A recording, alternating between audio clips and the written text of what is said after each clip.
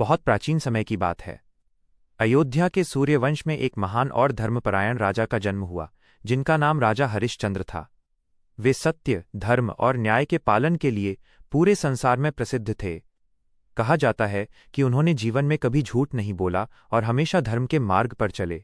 उनकी पत्नी का नाम शाव्या तारामती था और उनके पुत्र का नाम रोहिताश्व था। राजा हरिश्चंद्र का राज्य बहुत समृद्ध और सुखी था। प्रजा उनके न्याय और दयालु स्वभाव से बहुत प्रसन्न रहती थी। उनके राज्य में कोई भी दुखी या भूखा नहीं रहता था। हर कोई उन्हें आदर्श राजा मानता था। लेकिन संसार में जब कोई व्यक्ति बहुत महान बन जाता है तो उसकी परीक्षा भी कठिन होती है। एक बार महान ऋषि विश्वामित्र ने सोचा कि राजा हरिश्चंद्र की सत्यनिष्ठा और धर्म की परीक्षा ली जाए। वे यह देखना चाहते थे कि क्या राजा हर परिस्थिति में सत्य का पालन करेंगे या नहीं।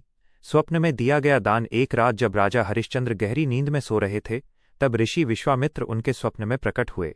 उन्होंने राजा से कहा, राजन, आपने मुझे अपना पूरा राज्य दान में देने का वचन दिया है। अब आप मुझे वो राज्य दे दीजिए। राजा हरिश्चंद्र ने स्वप्न में ही ऋषि को अपना पूरा राज्य दान कर दिया। सुबह जब राजा की नींद खुली तो उन्हें अपना स्वप्न याद आया। उसी समय ऋषि विश्वामित्र सचमुच उनके दरबार में आ पहुंचे। उन्होंने कहा, राजन, आपने मुझे अपना राज्य दान में दिया था। अब कृपया अपना वचन पूरा कीजिए। राजा हरिश्चंद्र सत्य के इतने पक्के थे कि उन्होंने बिना किसी हिचकिचाहट के अपना पूरा राज्य ऋषि को दे दिया। उन्होंने सिंहासन छोड़ दिया और साधारण वस्त्र पहन लिए। दक्षिणा की मांग। लेकिन ऋषि विश्वामित्र यही नहीं रुके। उन्होंने कहा, राजन, दान के साथ दक्षिणा भी देनी पड़ती है। आपने राज्य तो दे दिया, लेकिन दक्षिणा अभी बाकी है।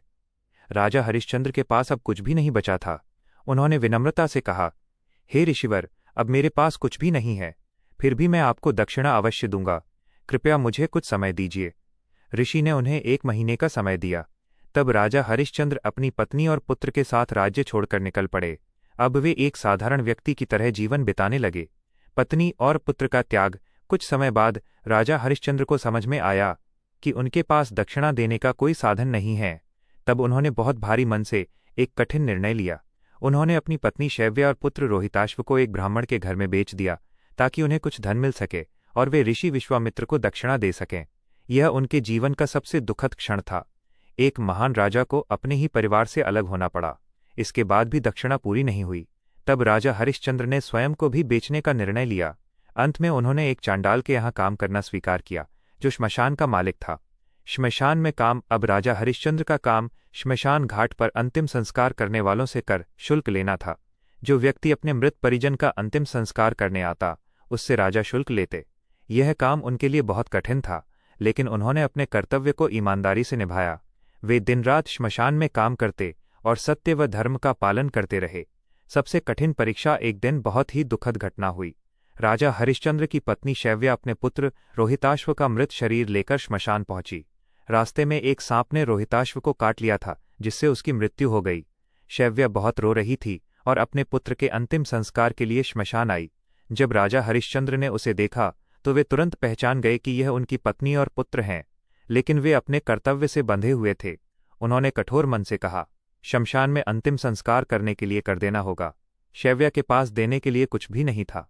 वो रोते हुए बोली, मेरे पास कुछ भी नहीं है, कृपया मेरे पुत्र का अंतिम संस्कार करने दीजिए। राजा हरिश्चंद्र का हृदय टूट रहा था, लेकिन उन्होंने कहा, मैं अपने कर्तव्य और नियम को नहीं तोड़ सकता। सत्य की विजय। राजा हरिश्चंद्र की ये सत्यनिष्ठा देखकर देवता भी भावुक हो गए। उसी समय ऋषि विश्वामित्र वहां प्रकट हुए। उन्होंने कहा, राजन, ये सब आपकी परीक्षा थी। आपने हर परिस्थिति में सत्य और धर्म का पालन किया है। आप वास्तव में महान हैं। तभी देवताओं ने आकाश से पुष्प वर्षा की। भगवान की कृपा से रोहिताश्व फिर से जीवित हो गया।